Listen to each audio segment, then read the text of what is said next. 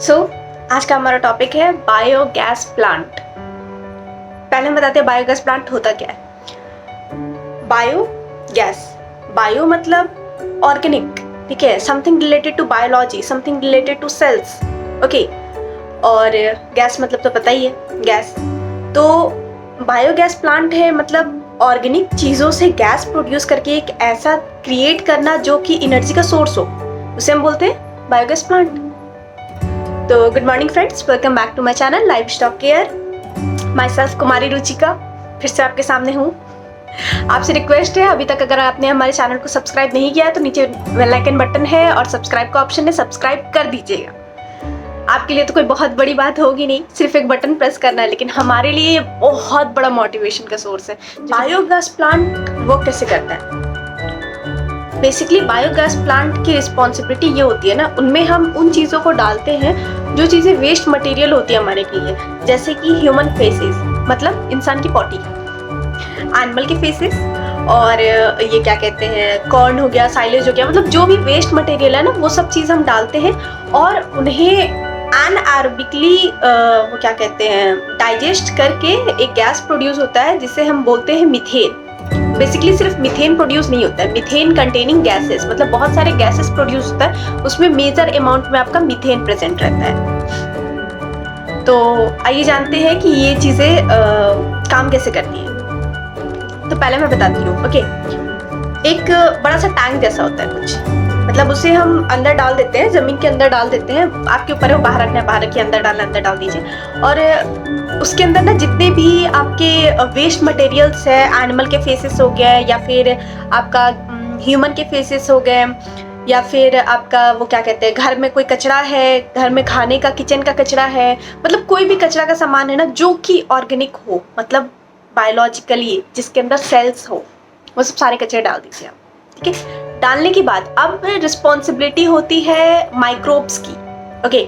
जो माइक्रोब्स होते हैं, कुछ एनएरोबिक बैक्टीरियाज होते हैं, उनका रिस्पॉन्सिबिलिटी होता है। वो एनएरोबिक बैक्टीरियाज जो है वो उन्हें डाइजेस्ट करते हैं। डाइजेस्ट करने के बाद CH4, मीथेन, H2O, ये सब सारी चीज़ें H2S, ये सब सारी गैसेस प्रोड्यूस करते हैं। और ये सब गैस प्रोड्यूस करने के बाद हम ये सब गैसेस जो है उन्हें हम ये क्या कहते हैं, खुद के लिए यूज़ करते हैं, as a source of energy हम यूज़ करते हैं उन्हें। और सबसे अच्छी बात ये है कि ये हमारे एनवायरनमेंट के लिए बिल्कुल भी हानिकारक नहीं है, मतलब ये हमारे लिए बहुत ही सेफ है और हमारे एनवायरनमेंट के लिए भी सेफ है। ये मेथड जो है सबसे पहले 1980s में यूज़ हुआ था, मतलब सोच रहे हैं ना ये कितना सिंपल कॉन्सेप्ट के ऊपर बेस्ड होगा जो कि 1980s में लोग इन मेथड को यूज़ कर चुके हैं। और ये मेथड जो है वो इसमें एक रॉ मटेरियल निकलता है, मतलब एक डाइजेस्ट होने के बाद एक मटेरियल बोलते हैं जिसे हम डाइजेस्टिव बोलते हैं। वो मटेरियल को हम एज अ बायो फर्टिलाइजर भी यूज़ कर सकते हैं, मतलब उन्हें अपने खेत में डाल सकते हैं या फिर आप उन्हें बेच सकते हैं। It's totally on your hand. ज़्यादातर बायोगैस प्लांट को लोग ज़मीन के अंदर रखते हैं। और ज़मीन के अंदर क्यों रखते हैं? बेसिकली पॉइंट ये है ना कि जो माइक्रोब्स इनके लिए काम करते हैं वो माइक्रोब्स को वार्म टेम्परेचर चाहिए रहता है। अब उन्हें वार्म टेम्परेचर हम बाहर रख के नहीं दे सकते, हमारे इंडिया में तो जानते हैं कितने सारे क्लाइमेट आते हैं, अब ठंड में तो बेचारे मर जाएंगे ना, तो इसलिए उन्हें ज़मीन के अंदर डाल के रखते हैं। इवन कई बड़े बड़े जो वो क्या कहते हैं बायोगैस प्लांट्स रहते हैं ना, अंदर तो हीटर वगैरह भी लगा के रखते हैं ताकि उन्हें अच्छा और वार्म टेम्परेचर मिल पाए। अब ये सोच रहे होंगे जब ये इतना अच्छा मेथड है तो क्यों लोग नहीं उसे यूज़ करते हैं? सच बताओ तो इसके कुछ पॉजिटिव पॉइंट्स भी है, कुछ नेगेटिव पॉइंट्स भी है। तो आइए अभी हम डिस्कस करेंगे कि बायोगैस प्लांट के क्या पॉजिटिव और क्या नेगेटिव पॉइंट्स हैं। सबसे पहले हम इसके नेगेटिव पॉइंट्स डिस्कस कर लेते हैं, ओके। पॉइंट ये है ना कि जो बायोगैस प्लांट के लिए जो वेस्ट चाहिए वो आपको एक जगह नहीं मिलेगा, ठीक है। मतलब ऐसा है कि आपको ह्यूमन का फेसेस चाहिए तो वो आपको घर से उठाना पड़ेगा, अगर आपको जानवर की वो क्या कहते हैं गोबर चाहिए तो उसे आपको अपने बांध से, जहाँ पे आप बांध के रखे अपने गाय को, वहां से उठाना पड़ेगा। अगर आपको एग्रीकल्चर वेस्ट चाहिए तो उसके लिए आपको जाना पड़ेगा फार्म अपने। तो पॉइंट ये है कि कोई भी एक जगह पे सब चीज कलेक्ट नहीं है, आपको उन सबको कलेक्ट करना पड़ेगा। तो ओवरऑल स्कैटर्ड सोर्स रहते हैं, एक जगह का सोर्स नहीं है ये, ठीक है, बहुत सारे। और दूसरा चीज़ ये है कि उसमें ना एक गैस होता है जिसे हम H2S बोलते हैं, जो कि यूजलेस होता है, मतलब वो हमारे लिए अच्छा नहीं रहता है, ठीक है। तो हम उसे क्या करते हैं, उसे हम ऑक्सीडाइज कर देते हैं। किसके हेल्प से?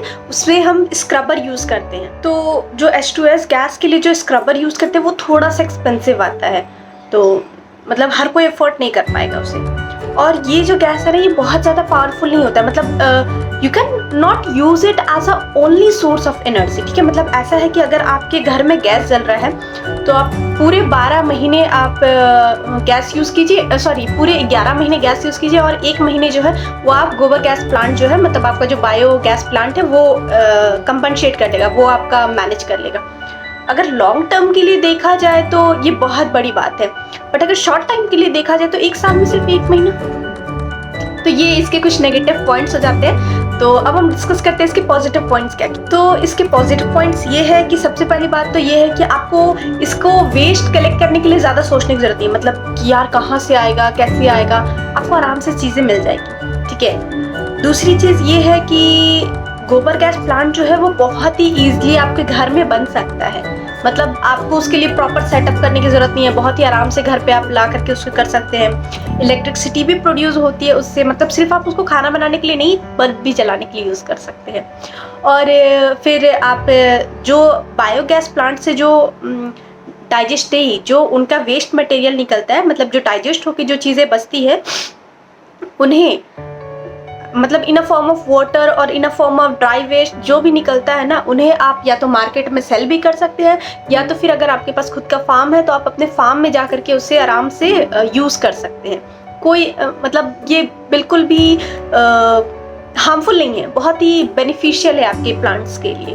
और एक इंटरेस्टिंग बात बताओ, बायोगैस प्लांट से जो गैस निकलता है ना, जिसे हम ये क्या कहते हैं, मीथेन कहते हैं, वो जो गैस होता है बेसिकली,